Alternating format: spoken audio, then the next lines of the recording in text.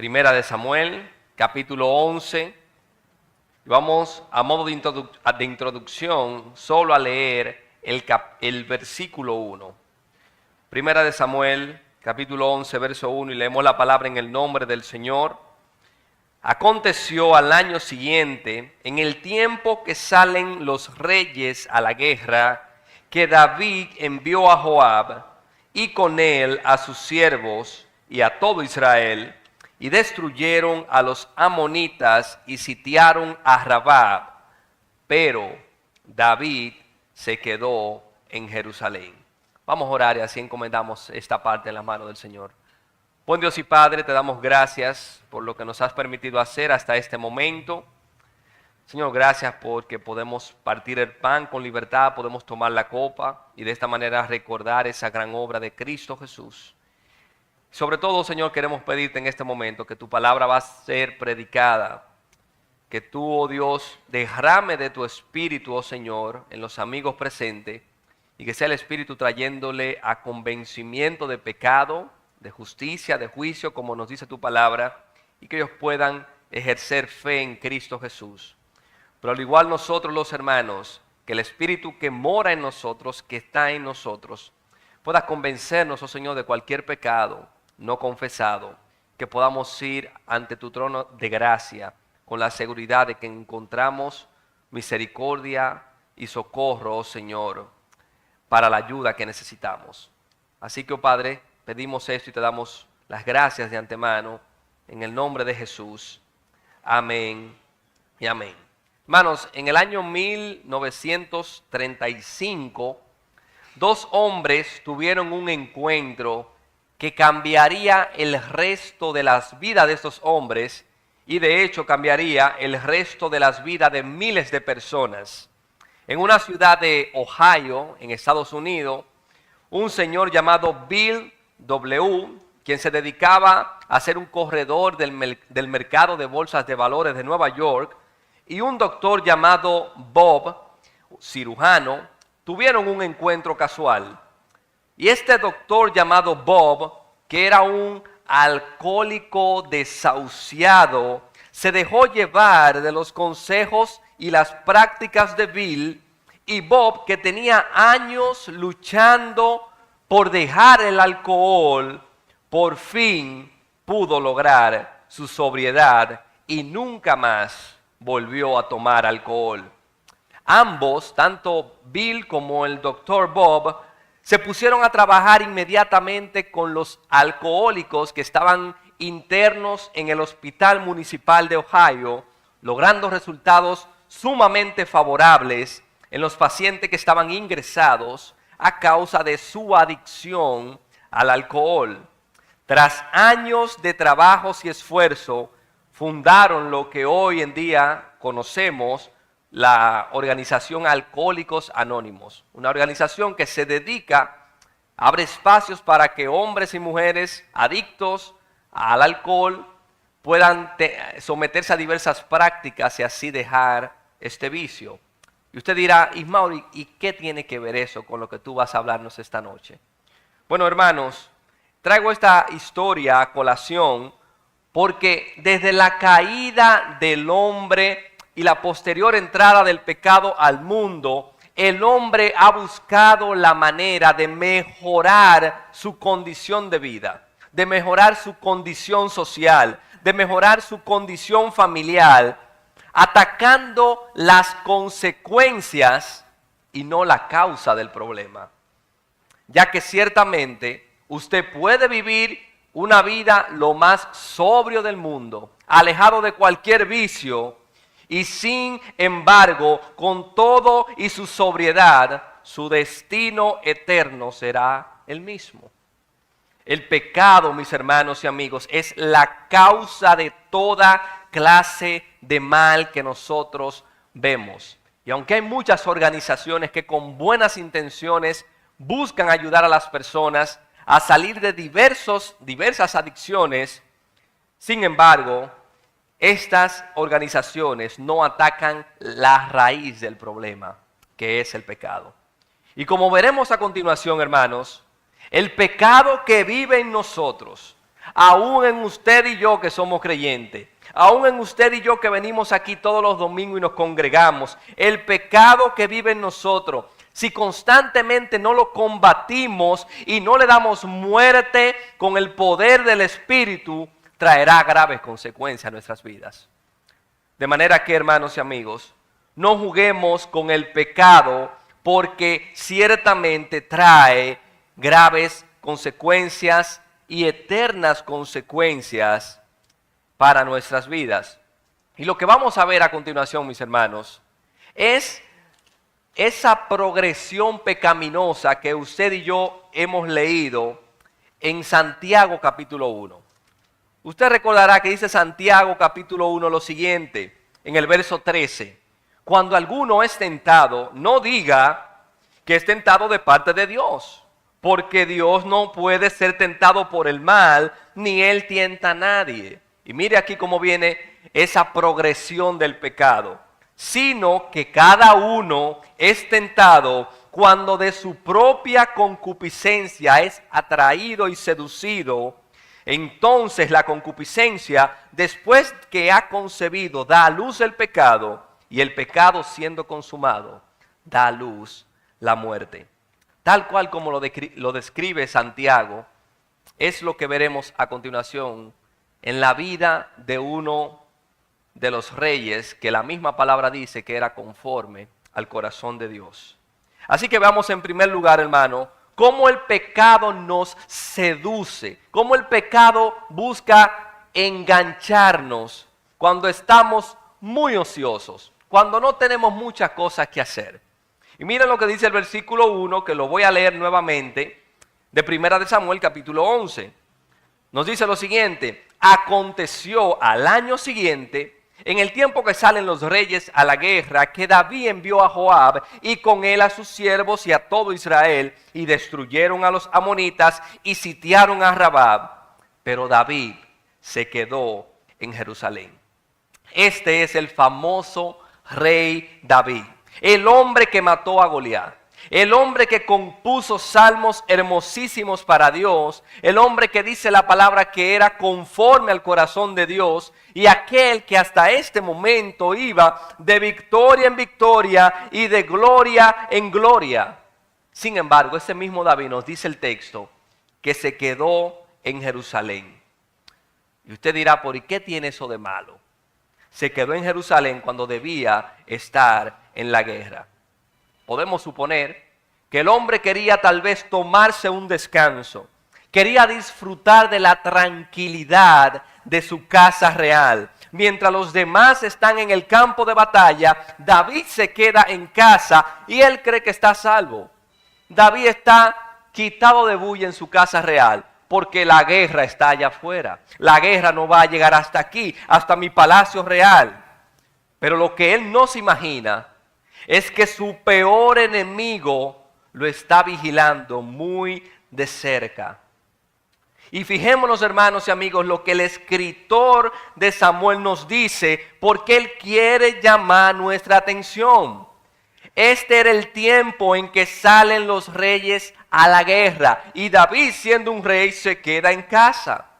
Y en ese contexto, había un tiempo que era el más ideal, el más propicio para salir a la guerra, y era en primavera, ya que al haber pasado el invierno, al haber pasado las lluvias que caían en invierno, ese era el tiempo mejor para ir a conquistar las tierras de los enemigos.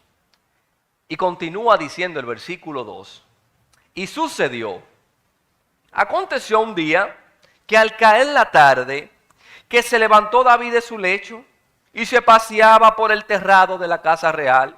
Y miren, hasta aquí no hay nada malo. El hombre se levantó como usted se levanta y se pasea por su balcón, como usted se levanta y se pasea tal vez por su zona, por su patio. Se levantó de la casa real y vio desde el terrado a una mujer que se estaba bañando, la cual era muy hermosa. Envió David a preguntar por aquella mujer y le dijeron, aquella es Betsabé, hija de Elián, mujer de Urías Eteo. Y envió David mensajeros y la tomó y vino a él y él durmió con ella. Luego ella se purificó de su inmundicia y se volvió a su casa y concebió la mujer y envió a hacérselo saber a David diciendo, estoy encinta, estoy embarazada. Como bien dice una frase que leí, la mente ociosa es el taller del diablo. David se levanta de su cama, se da un paseíto por su terraza y se topa con esta mujer que el mismo autor señala y nos da la nota de que era una mujer muy hermosa. David, como si nada, se topó con esto. Él parece que no tenía asuntos que hacer en su casa real. El taller del diablo en la mente de David estaba preparado porque demasiado ocio hace daño. Así que él ve a esta mujer y evidentemente le atrae muchísimo y de una vez manda a preguntar quién era. ¿Y quién es esa que está allá? ¿Cómo se llama esa mujer? Esta era la mujer de uno de sus soldados más valientes y más fieles, Urías el Eteo. Y es como si el narrador de la historia intencionalmente nos quiera dar estos detalles para que veamos que David sabía muy bien quién era esa mujer. Porque el narrador dice, óyeme, ese Betsabé, la hija de Elián, la mujer de Urías. O sea, no es una mujer desconocida en la sociedad. Pero eso a él no le importó. Él es el rey, dio órdenes a que se la trajeran. Y nos dice el texto que él durmió con ella. Y ella al cabo de unas semanas se dio cuenta que estaba embarazada y lo hizo saber a David. Y es como si este autor también quisiera que entendamos, mis hermanos, cuán rápido se pueden desobedecer los mandamientos de Dios. Usted puede estar en su mejor estado espiritual. Sin embargo, usted en fracciones de minutos puede caer en desobediencia al Señor en un pestañear.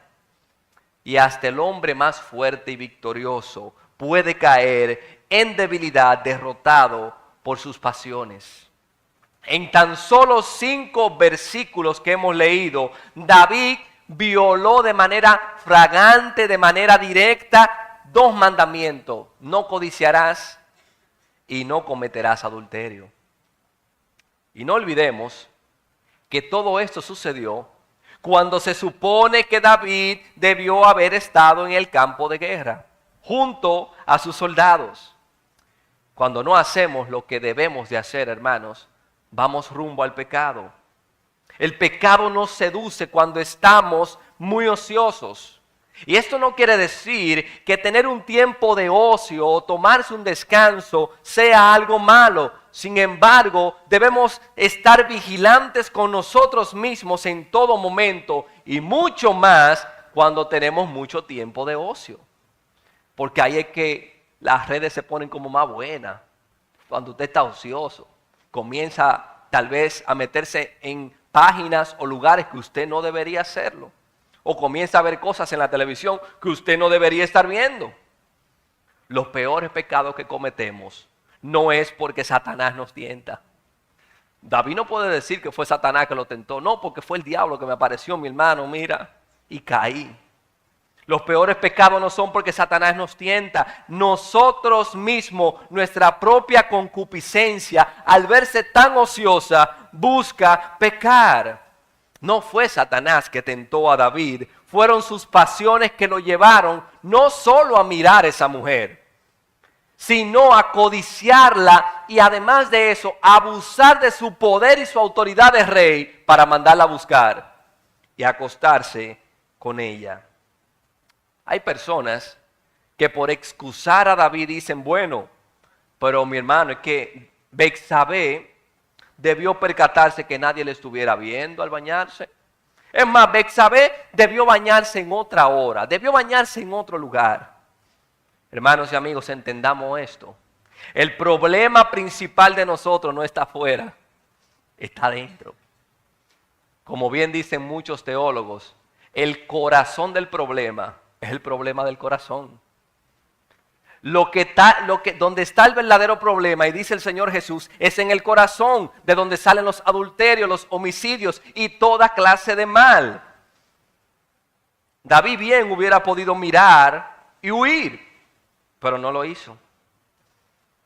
Todo pecado, hermanos y amigos, es una afrenta y ofensa a Dios. Sin embargo, la Biblia nos declara que el pecado sexual contamina mucho más que nuestros cuerpos físicos, sino que también contamina nuestro espíritu. Y entiéndase como pecado sexual cualquier práctica o forma que se utilice para buscar placer fuera de los parámetros que Dios claramente nos ha establecido en su palabra. Y no pensemos que el pecado sexual solo se limita a cuando se materializa un acto. El mismo Señor, hablándole a la multitud en el Sermón del Monte, les dijo en Mateo 5, versículo 27, ustedes han oído que se dijo, no cometerás adulterio, pero yo les digo que todo el que mire a una mujer para codiciarla, ya adulteró con ella en su corazón. Y es por eso, miren mis hermanos qué interesante, es basado en el tema de los pecados sexuales que el Señor dice, así que si tu ojo te es ocasión de caer, sácatelo. Si tu mano te es ocasión de caer y pecar, sácatelo, arráncalo de ti, porque mejor te es a que se pierda uno de tus miembros y que no todo tu cuerpo sea arrojado al infierno. El estar muy ociosos y donde no debía estar, llevó a David a una caída estrepitosa. Y es impactante, mis hermanos, ver cómo una trayectoria de rectitud y amor a Dios se ve manchada con un pecado. Porque hasta este momento lo que vemos es un David victorioso. Es un David que sale a la guerra y gana. Es un David que Dios lo prospera y le ayuda en todo lo que hace. Incluso, Primera de Reyes, capítulo 15, verso 5, dándonos un resumen de la vida de David, nos dice, David había hecho lo recto ante los ojos del Señor y no se había apartado de nada de lo que Él le había ordenado durante todos los días de su vida, excepto en el caso de Urías, el hitita o el eteo. Aquel hombre que en un periodo de su vida estuvo obedeciendo a Dios y yendo de gloria en gloria, ahora ha desobedecido y va de pecado en pecado. Y no pongamos esto muy lejos, porque esta historia de David es simplemente un espejo. Como si David fuera el único capaz de caer. No, mi hermano, mi hermana, usted y yo somos igualitos o peores capaces de caer en esas mismas cosas o cosas peores. Por eso es que nos dice Primera de Corintios, capítulo 10, verso 11. Estas cosas sucedieron como ejemplo y fueron escritas como enseñanza para nosotros, para quienes ha llegado el fin de los siglos. Por tanto, el que cree estar firme, mire bien que no caiga. Así que en segundo lugar, hermanos, veamos cómo el pecado se la ingenia, porque el pecado es creativo. El pecado nos lleva a cometer más pecado para intentar ocultar el pecado. Es como el mentiroso. Una mentira lo lleva a inventarse otra mentira para intentar ocultar la mentira. De igual manera, el pecado nos lleva a cometer más pecado para intentar ocultarlo. Miren lo que dice el verso 6. Entonces David envió a decir a Joab, envíame a Urías eteo. Y Joab envió a Urías a David. Cuando Urías vino a él, David le preguntó por la salud de Joab y por la salud del pueblo y por el estado de la guerra. Después dijo David a Urías, desciende a tu casa y lava tus pies. Y saliendo Urías de la casa del rey, le fue enviado presente de la mesa real. Mas Urías durmió a la puerta de la casa del rey con todos los siervos de su señor y no descendió a su casa. David está consciente de que pecó. David está consciente de que metió la pata. Y no solo que pecó, sino que adulteró con la mujer de uno de sus soldados más fieles. Y a raíz de eso, la mujer está embarazada. Entonces David quiere buscar la manera de ingeniarse un plan para que ese hijo que es de él se le pegue al verdadero esposo de la mujer. David manda a buscar a Urías el Eteo. Y ante esta situación, mis hermanos, Urías acude a David, se presenta ante él y él en su mente está ideando: hoy y mañana te despacharé. Y se quedó Urías en Jerusalén aquel día y el siguiente. Y David lo convidó a comer y a beber con él hasta embriagarlo. Y él salió a la tarde a dormir en su cama con los siervos de su señor, mas no descendió a su casa. El plan diabólico 2.0 de David no funcionó. Urías era un soldado fiel y no iba a acceder a dormir con su esposa tranquilamente, como él dice, mientras el arca de Dios y mientras el pueblo, los soldados, están peleando en una guerra. Sus compañeros de batalla están fajados en la guerra. Él no iba a acceder a esta petición de David. A lo que David se va a un paso más allá. Si este hombre es imposible de convencer, hay que salir de él. Hay que salir de él. Y miren lo que dice el verso 14. Venida la mañana, le escribió David a Joab una carta, la cual envió por mano de Urías. Y escribió en la carta diciendo: pon a Urías al frente en lo más recio de la batalla y retírense de él para que sea herido y muera. Hermanos y amigos, esto es una muestra de cuán malvado, de cuán infernal y perverso es el pecado que mora en nosotros. Aquel hombre que en una ocasión escribió el Salmo 1 diciendo: bienaventurado el varón que no anduvo en consejo de malos, ni estuvo en camino de pecadores. Este mismo hombre en esta ocasión mandó consejo para matar a un soldado que era fiel. Y está en medio del camino de los pecadores. Aquel que mató al gigante Goliat con la fuerza de Jehová, en este preciso momento, su gran pecado y soberbia lo tienen cegado, y con su fuerza y su poder, él ha mandado a matar a Urías Eteo, un hombre inocente. Hermanos, no podemos ni siquiera intentar ocultar el pecado con más pecado, porque tarde o temprano saldrá a la luz. Tarde o temprano. Hermano, tú no puedes con el pecado. Yo tampoco puedo. Deja de luchar con tus fuerzas con ese pecado que tú sabes que estás practicando. El mismo apóstol Pablo, estando consciente de esto, él dice en Romanos capítulo 7, del verso 13 en adelante, él habla acerca de esa lucha que cada creyente tiene con el pecado.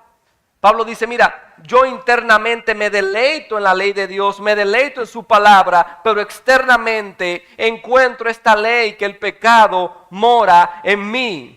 Y Pablo, estando consciente de esta lucha que tiene él mismo como creyente, él dice: miserable de mí, ¿quién me librará de este cuerpo de muerte?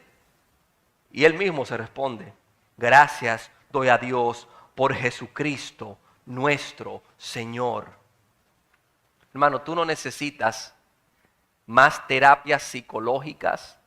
Tú no necesitas acudir a ningún centro espiritista para que se te vayan los males de encima, para tú dejar ese vicio. Mi amigo, tú no necesitas ir a ningún Alcohólicos Anónimos para dejar ese vicio que te está asediando. Tú lo que necesitas es el Evangelio.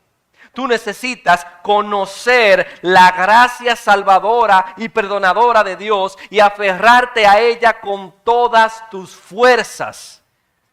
Necesitamos comprender, hermanos y amigos, que en Cristo hay libertad y hay perdón de pecados para todos aquellos que se acercan a Él por medio de la fe. Necesitamos comprender lo que dice el Salmo 51 en el verso 1 al 3. Ten piedad de mí, oh Dios, conforme a tu misericordia. Conforme a la multitud de tus piedades, borra mis rebeliones. Lávame más y más de mi maldad y límpiame de mi pecado, porque yo reconozco mis rebeliones y mi pecado está siempre delante de mí. Necesitamos reconocer eso. Pero de no hacerlo así, tu corazón se continuará endureciendo más y más, como nos advierte Pablo en Romanos capítulo 2, verso 5. Por tu dureza de tu corazón y por tu corazón no arrepentido, atesoras para ti mismo ira para el día de la ira y de la revelación del justo juicio de Dios. Y hasta aquí hemos visto cómo el pecado nos seduce cuando estamos muy ociosos. Y esto a su vez nos lleva a cometer más pecado para intentar ocultar el pecado. Veamos en tercer y último lugar, hermanos, cómo el pecado nos lleva a actuar con hipocresía e insensibilidad. Cómo el pecado nos lleva a ponernos una careta delante de la gente. Urías ha muerto. David mandó una orden. Así que Joab, cuando recibió la carta, hizo lo que David dijo y le autorizó a hacer en la carta. Por lo que Joab envía un mensaje al rey para darle el informe que ha pasado en el campo de batalla hasta ahora. Y dice el verso 22, fue el mensajero que envía Joab al rey David, y contó a David todo aquello a que Joab le había enviado. Y dijo el mensajero a David, prevalecieron contra nosotros, rey, los hombres que salieron contra nosotros al campo. Bien que nosotros le hicimos retroceder hasta la entrada de la puerta, pero los flecheros tiraron contra tus siervos desde el muro, y murieron algunos de los siervos del rey, y murió también tu siervo Urías Eteo. Y la respuesta de David, mis hermanos, es tan hipócrita, es tan insensible, que David le dice al mensajero, mira, tú le vas a decir lo siguiente a Joab. Mira, no tenga pesar por esto. No le dé mente a eso, Joab, porque de eso se trata la guerra. La espada consume, uno ahora, uno ahorita, de eso se trata la guerra. Refuerza tu ataque contra la ciudad hasta que la rindas, y tú, Joab, aliéntate. No le dé mente. El corazón de David estaba tan endurecido por el pecado en ese momento que su reacción fue toda una farsa. La única noticia que David quería escuchar era, murió también tu siervo, Urías Eteo. Uno de sus mejores soldados, uno de los más fieles, ha muerto por causa de él y porque él fue quien lo mandó a matar, y ni siquiera esto le remuerde la conciencia. Ni siquiera David se pone a dar grito, por lo menos. No, absolutamente nada. Anda con hipocresía, aún enfrente de aquellos que ya saben lo que David había cometido. Y además de eso, David lastima y lleva a la ruina hasta su propia familia, como veremos al final. David creyó, mis hermanos, que se había librado del problema, porque para él Urías se convirtió en un problema.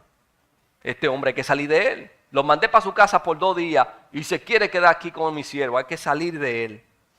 Dice un proverbio, hay camino que al hombre le parece derecho, pero su fin es camino de muerte. Y David pensó que el mejor camino para salir del problema, que era Urías, era la muerte de él mismo. Y esto es lo que provoca, mis hermanos, un pecado recurrente y no confesado. Nos lleva a actuar, nos lleva a andar con hipocresía, nos lleva a andar con caretas, aún enfrente de aquellos, ya sean familias o amigos, que saben en la situación que nosotros estamos. El pecado nos lleva a actuar con esta hipocresía frente a nuestros hermanos, frente a nuestros compañeros, frente al mismo Dios, y posiblemente vamos a lograr engañar a todos con nuestra hipocresía. Pero a Dios nadie lo engaña. De Dios nadie se burla. Yo no sé si usted ha notado hasta ahora que el nombre de Dios no se ha mencionado. Dios está como ausente en esta historia. Parece ser como que a Dios no le importa. Pero miren lo que dice el versículo 26. Oyendo la mujer de Urías que su marido Urías era muerto, hizo duelo por su marido. Y pasado el luto, envió David y la trajo a su casa, y fue ella su mujer, y le dio a luz un hijo. Mas esto que David había hecho fue desagradable ante los ojos de Jehová. El pecado nos hace creer que nos estamos saliendo con la nuestra, que nadie se está dando cuenta, que estamos metidos en este pecado y mira, nadie se va a dar cuenta, que estamos en fornicación y que nadie se va a dar cuenta, que estamos en adulterio y que nadie se va a dar cuenta, que estamos engañando a otras personas, estafándolas y que nadie se va a dar cuenta. Pero ¿saben algo, mis hermanos? Los ojos de Dios están presentes sobre nosotros todo el tiempo. No hay lugar en que estemos o actividad que hagamos en donde los ojos de Dios no estén presentes. Dios está viendo cada movimiento que hacemos y cada pensamiento que tenemos. Como nos dice el autor a los Hebreos en su capítulo 4, verso 13, que no hay cosa creada que no sea manifiesta en su presencia. Antes bien, todas las cosas están desnudas y abiertas a los ojos de aquel a quien tenemos que dar cuenta. David se salió con la suya, pareciera, mis hermanos. En tan solo un capítulo, el rey David transgredió, violó varios mandamientos. Codició, adulteró, habló falso testimonio, hurtó y hasta mandó a matar a un hombre. Lo que probablemente se pudo haber evitado con quitar la mirada y huir, lo llevó a consecuencias desastrosas. Y eso es lo que vemos en el capítulo 11, mis hermanos. Ahora bien, ¿qué enseñanzas prácticas podemos extraer de lo que hemos visto? Primero, mis hermanos y amigos, no intentemos tapar nuestro pecado con más pecado, con mentiras, con hipocresía, porque tarde o temprano no hay nada oculto que no haya de ser manifestado, ni escondido que no haya de salir a la luz. ¿Usted cree que el rey David se salió con la suya? Lamentablemente no lo fue así, o más bien, afortunadamente, no fue así. En el capítulo 12, Dios envía a un profeta llamado Natán, quien le confronta y le declara todo lo que David había hecho. Y se lo hace con una historia magistral. Nos dice el capítulo 12, verso 1, Jehová envió a Natán a David. Y viniendo a él le dijo, mira David, siéntate aquí, vamos a hablar. Habían dos hombres en una ciudad, el uno era rico y el otro era pobre. El rico tenía numerosas ovejas y vacas, pero el pobre no tenía más que una sola corderita, que él había comprado y criado, que había crecido con él y con sus hijos juntamente, comiendo de su bocado y bebiendo de su vaso y durmiendo en su seno, y la tenía como a una hija.